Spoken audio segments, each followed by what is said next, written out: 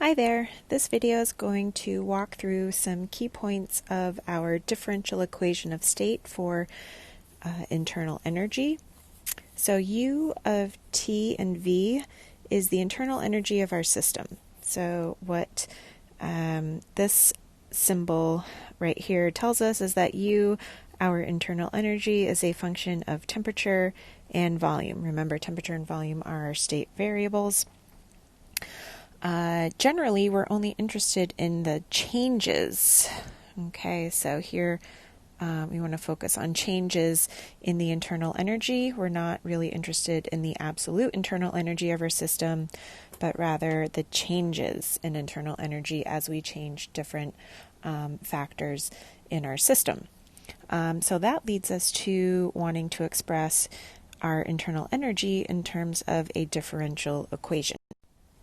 Now, before we get to discussing the actual differential equation of state for internal energy, let's just take a second to look at how we can depict our changes in internal energy as a function of temperature and volume. So here, over on the left, we have what we call a state space.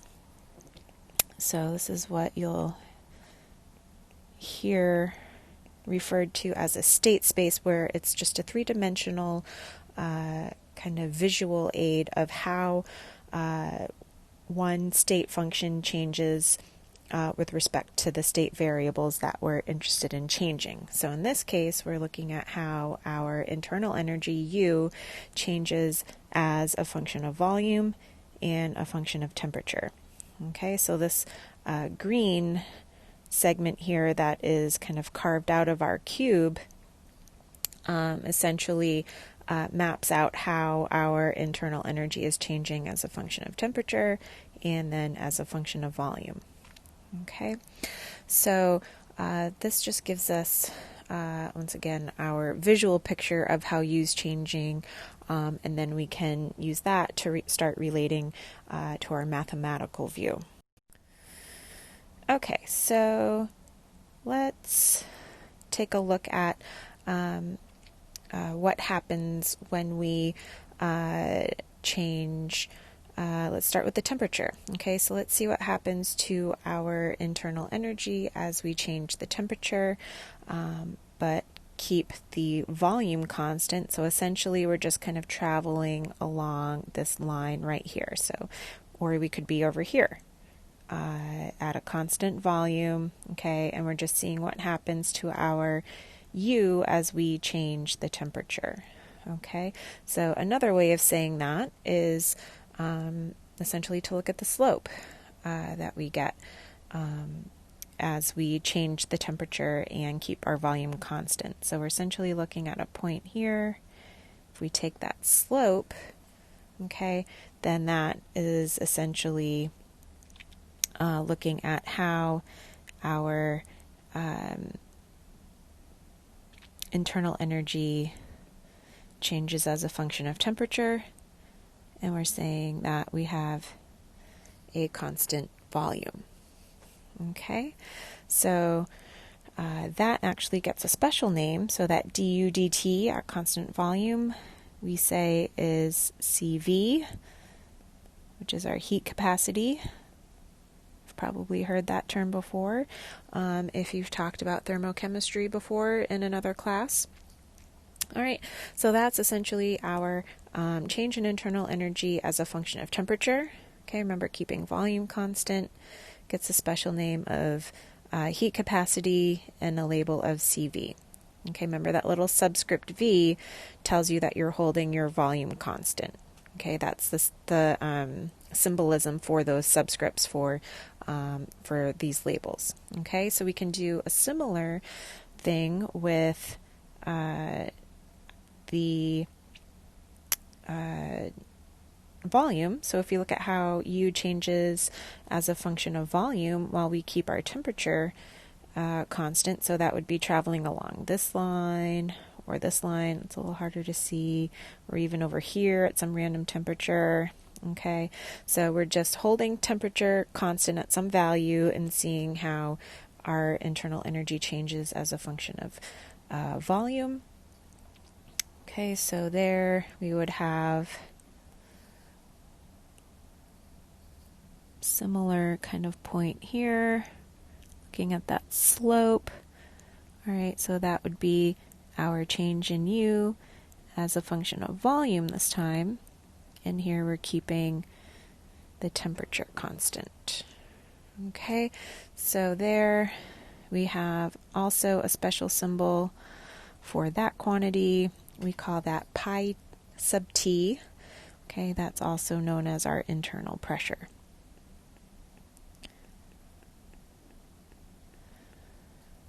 All right, so just kind of using our little three-dimensional picture here to start to extract some of these mathematical quantities that we're going to be looking at for our differential equation.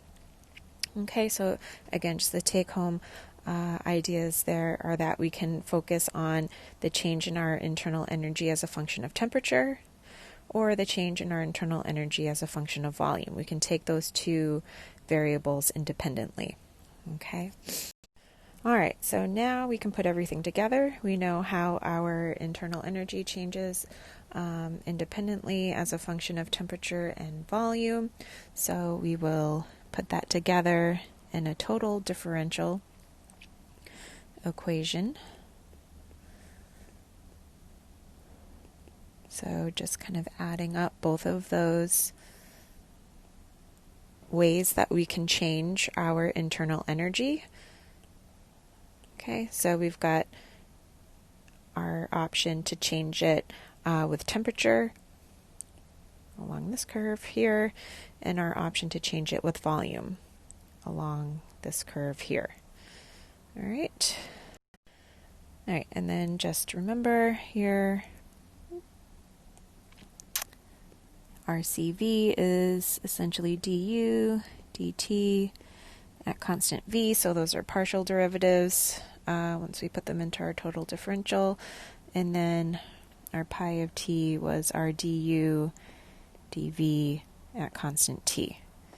All right, so we can see here if we were to have a constant volume sort of process, also known as an isochoric process, this term would go to 0, and we would just be left with our internal energy as a function of temperature using our heat capacity. Or we could have a situation where we hold our temperature constant. That's called an isothermic situation. Then this term would go to 0, and our internal energy would depend only on our internal pressure. All right.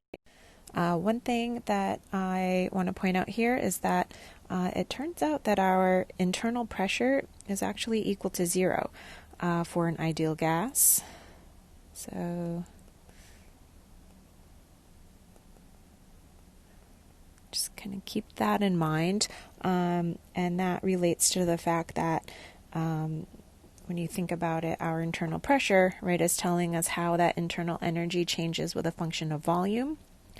Okay, for ideal gases, remember there's no consequence to changing our volume for an ideal gas, right? The biggest consequence that we encounter when we change the volume of our system is that we can start to get changes in the relative intermolecular forces between our molecules.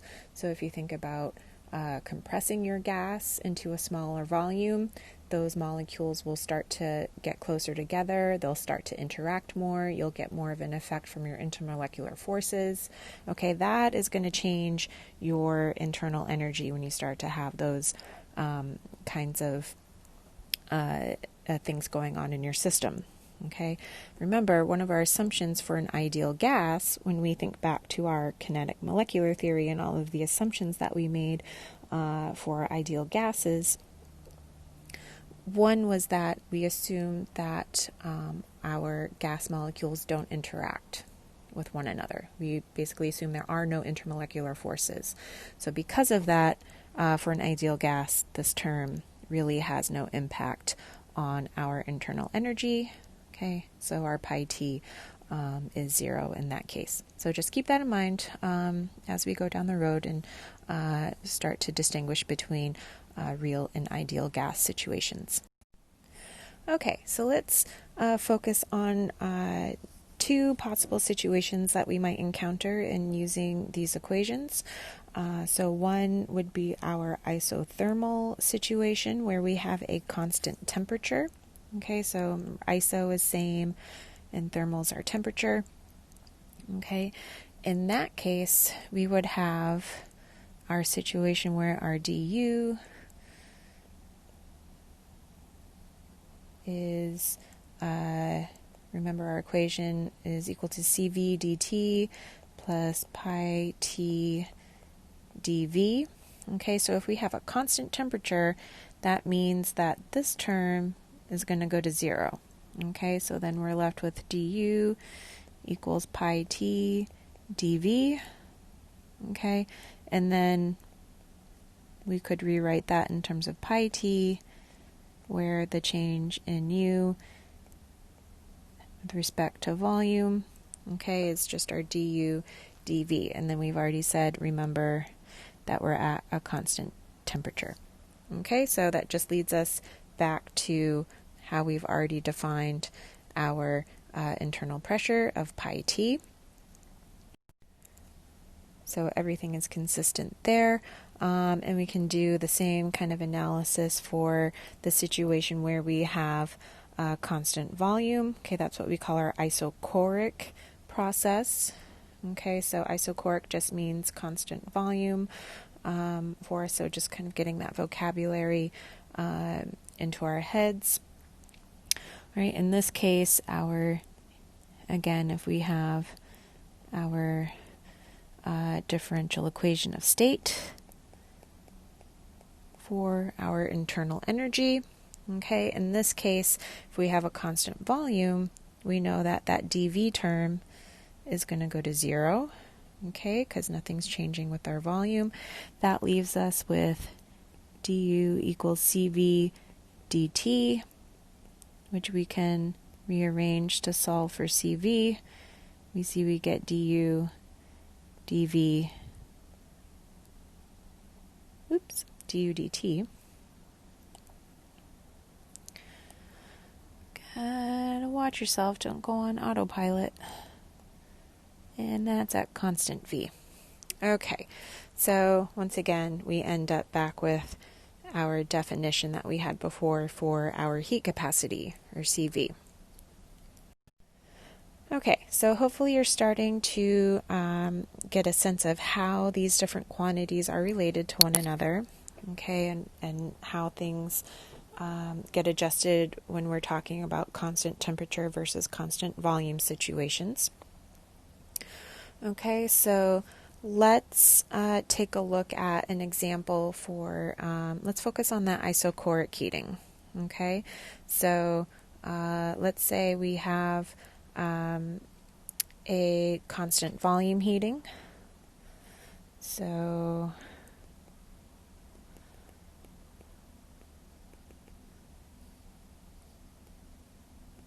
if we're heating isochorically, remember that's our constant volume situation. Okay, so you can kind of picture that here if we focus on our heat capacity for a second. So if we wanted to plot our heat capacity as a function of temperature, okay, remember volume's constant, right? There's a couple of different situations that we could have. Okay, we could either have a system where our heat capacity is constant over temperature changes, or we could have a situation where our heat capacity changes as a function of temperature. Okay, so one situation here, this would be our constant heat capacity. Okay, we might also have a situation where that heat capacity is changing with temperature. So that's our not constant heat capacity. Okay, now when it comes to evaluating our change in internal energy, our delta U, for these situations, our approach is going to be a little bit different depending on whether you have a constant or a not constant heat capacity. Okay, so our starting point is going to be the same for both situations. We just want to start with our expression for our delta U.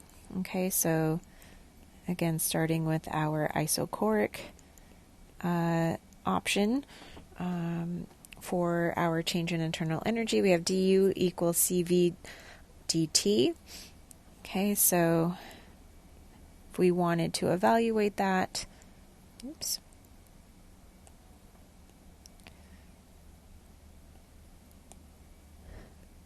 delta U, not delta T. So if you want to evaluate that, we would just take the integral from the limits of our temperature change from T1 to T2 of Cv dt. Okay, but as we just mentioned a minute ago, right, the Cv may or may not be constant. Okay, so you may have the situation where you have your constant Cv, that's a nice easy evaluation for us, or you might have the situation where your Cv actually changes with temperature, so it's some function of temperature. So the evaluation of this situation would be just a tiny bit more involved for us. Okay, so we have two options there. So one is, I'll stick with my color coding here. One is our constant Cv. Okay, in which case we would have a delta U equals Cv delta T. Okay, nice and easy. So you're just bringing out your Cv as a constant, and then you would be evaluating dt from T2 to T1, which just ends up being our delta T. Okay, so that's our, I guess, our mathematically preferred option. It's nice and simple. Or you might encounter something a little bit more fun. All right, so this would be our not constant Cv, okay, which same thing, right, still taking that integral, except now our Cv that's in here is going to be some function of temperature. Okay, so here you would actually have to evaluate that full integral. So just kind of rewriting that.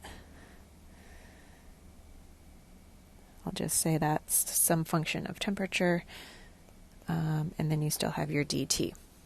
Okay, so this one is just an extra step where you're going to incorporate that function of temperature that you have for your Cv. Okay, and you'll get some practice with that on your homework. But kind of visually what's happening there is for a constant volume situation, you're essentially just taking your area of a square, right? So T1, T2, so we're just doing your delta T times your Cv. Okay, now for the other option here, where we take our integral of Cv that's a function of temperature, right, because we have this slope here, our Cv just changing with temperature. There, visually, we're just, again, taking that area under the curve. Okay, so all of that fun calculus coming back to be useful for you. Never thought you'd see the day, huh? All right, so this is essentially how you would go about evaluating a change in internal energy for a situation where you have isochoric heating or constant volume heating. So just focusing on that heat capacity equation, right? And then if you have a real gas, you might be doing some calculations with your internal pressure as well. Okay, but here we're just going to focus on our constant volume heating. So hopefully you found that to be helpful. All right, thanks.